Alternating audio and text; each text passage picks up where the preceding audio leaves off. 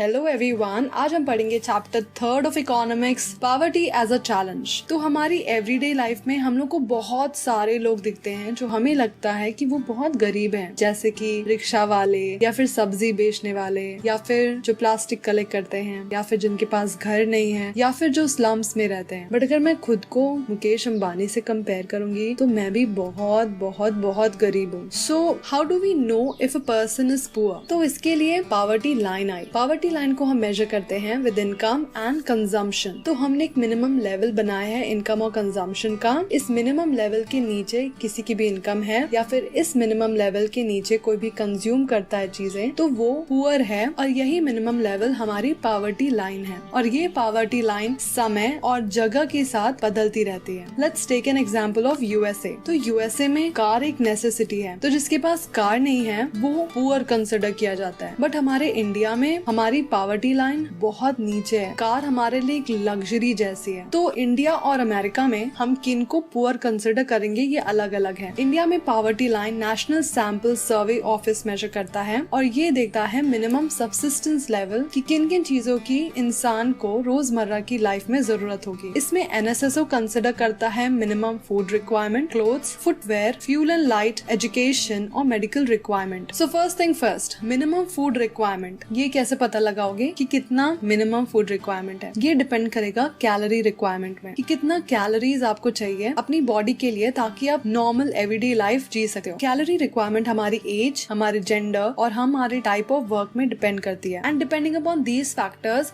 हमने average calorie requirement निकाली है अर्बन और रूरल एरियाज की। तो अर्बन एरियाज में हर आदमी को हर दिन एटलीस्ट 2100 कैलोरीज खानी चाहिए और रूरल एरियाज में 2400 calories per person per day. Now you will be like, ये रूरल एरियाज में ज्यादा क्यों है? इट्स बिकॉज रूरल एरियाज में people have to do more work compare to urban areas, इसलिए रूरल एरियाज में कैलोरी रिक्वायरमेंट भी ज्यादा है। तो हम इन सब चीजों की वैल्यू रुपी फॉर्म में कन्वर्ट करेंगे, तब हमें पता चलेगा कि कितना रुपया जरूरी है अर्बन एरियाज और रूरल एरियाज में रहने के लिए। तो इसके हिसाब से अर्बन एरिया में पर पर्सन को 1000 रुपए हर महीने चाहिए मिनिमम सस्टेनेंस के लिए और रूरल एरिया में 816 रुपीज पर मंथ चाहिए मिनिमम सस्टेनेंस के लिए। और अगर हम ये 5 मेंबर की फैमिली की बात करें तो अर्बन एरिया में उस फैमिली को 5000 रुपए चाहिए मिनिमम सस्टेनेंस के लिए और अगर कोई रूरल फैमिली है उसको 4080 रुपए चाहिए मिनिमम सस्टेनेंस के लिए। आई नो ये बहुत कम है but you have to know the reality.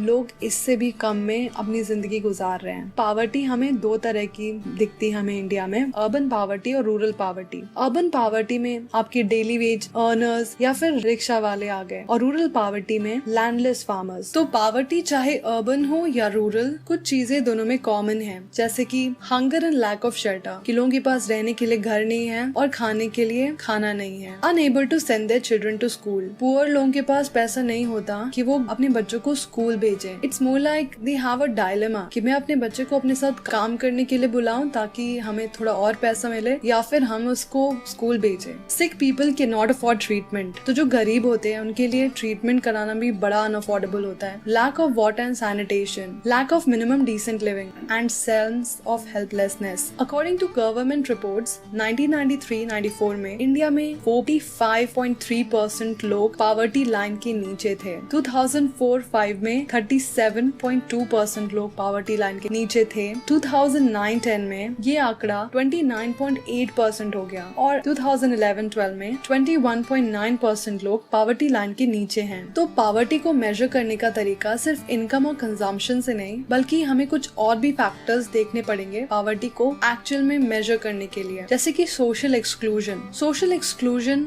Is something कि हम लोग ने लोगों को बांट दिया इन रिच एंड पुअर कैटेगरी। अमीर लोगों के रहने के लिए अलग जगह एंड गरीबों के लिए अलग जगह। इसका बहुत नुकसान होता है क्योंकि रिच एरियाज में जो फैसिलिटीज होती हैं ये पुअर लोगों को नहीं मिलती, जैसे हॉस्पिटल्स हो गए या स्कूल्स या फिर पानी की कमी। तो social exclusion is both a cause as well as a consequence of poverty. Second is vulnerability. Vulnerability में हम मेजर करते हैं कि किन लोगों की ज्यादा प्रोबेबिलिटी है पुअर होने की इन द कमिंग ईयर्स, उनको हम लोग वल्नरेबल कहेंगे। नेक्स्ट हम लोग देखते हैं कि इंडिया में स्टेट वाइज हमारी पॉवर्टी लेवल क्या है, इंटर स्टेट डिस्पैरिटीज। उसके पहले we need to know one thing कि हेड काउंट रेशियो क्या होता है। Head count ratio is proportion of a population that exist और lives below the poverty line, यानी कि कि पॉपुलेशन में कितने लोग पॉवर्टी लाइन के नीचे रहते हैं। इंडिया में 2011-12 के अकॉर्डिंग एज वी नो ये था 21.9%। तो कुछ स्टेट्स हैं जहाँ पे poverty level all India head count ratio से भी ज्यादा था। ये स्टेट्स हैं उत्तर प्रदेश, बिहार, मध्य प्रदेश, उड़ीसा एंड असम। बट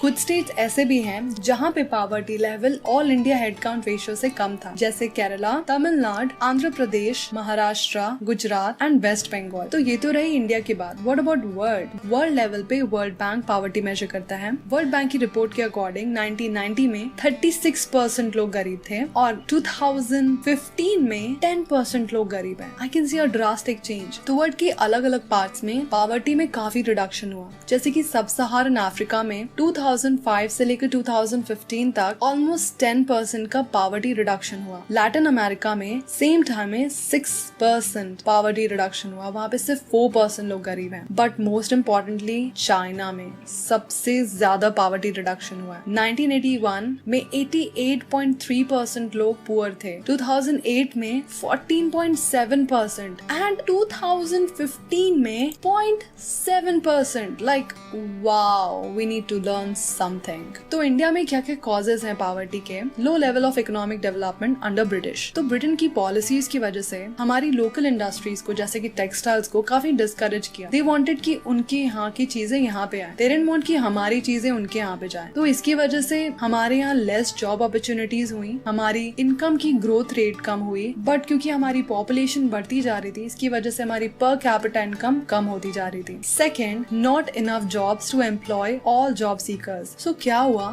कि ग्रीन रेवोल्यूशन के आने के बाद बहुत सारी जॉब अपॉर्चुनिटीज हुई एग्रीकल्चर सेक्टर में, बट ये कुछ एरियाज में लिमिटेड थी। बट जैसा कि हमने पढ़ा था कि ग्रीन रेवोल्यूशन से सिर्फ उन फार्मर्स को फायदा हुआ जो कि रिच थे। तो जो लैंडलेस फार्मर्स थे उनको कोई भी प्रॉफिट नहीं हुआ, तो वो सिटीज में चले गए। पर सिटीज में उनको इतनी जॉब अपॉर्चुनिटीज नहीं मिली, जिसकी वजह से या तो वो रिक्शे वाले बन गए, या तो फिर वो वेंडर्स बन गए, या तो फिर कंस्ट्रक्शन वर्कर्स, या फिर वो दूसरों के घर पे काम करने लगे। और इसकी वजह से, क्योंकि उनके पास ना ही अच्छी अपॉर्चुनिटीज थी और ना ही वो इतने पैसों वाली जॉब कर रहे थे, इसकी वजह से उन्होंने सिटी के आसपास ही घर बनाना शुरू कर दिया and they started living in slums on the outskirts of cities. Third is huge income inequality. हमारे इंडिया में बहुत ज्यादा इनकम इनइक्वालिटी बढ़ती जा रही है। कुछ लोग बहुत ही ज्यादा अमीर हैं और कुछ लोग बहुत गरीब। तो हमने क्या किया है पॉवर्टी को खत्म करने के लिए? Anti poverty measures. पॉवर्टी को खत्म करने के लिए दो तरीके हैं। पहला है promotion of economic growth. You will be like, economic growth और पॉवर्टी में क्या रिलेशनशिप है? So I tell you, suppose economic growth होता है, इसकी वजह से ऑफ कोर्स कंपनी को प्रॉफिट होगा, जिसकी वजह से वो और भी लोगों को एम्प्लॉय कर पाएंगे, जिसकी वजह से लोगों को अपॉर्चुनिटीज मिलेंगी। And when they will get opportunity, तो लोगों पे इन्वेस्टमेंट होगा in the form of education and health, and जिसकी वजह से पॉवर्टी खत्म हो जाएगी। Second is targeted anti poverty measure. तो बहुत सारे प्रोग्राम्स लाई है गवर्नमेंट पॉवर्टी को जड़ से खत्म करने के लिए। इनमें से पहला है Mahatma Gandhi national rural employment guarantee act 2005। तो इस एक्ट के अकॉर्डिंग 100 दिन का वर्किंग डेज मिलेगा to every household in rural areas. और इस एक्ट में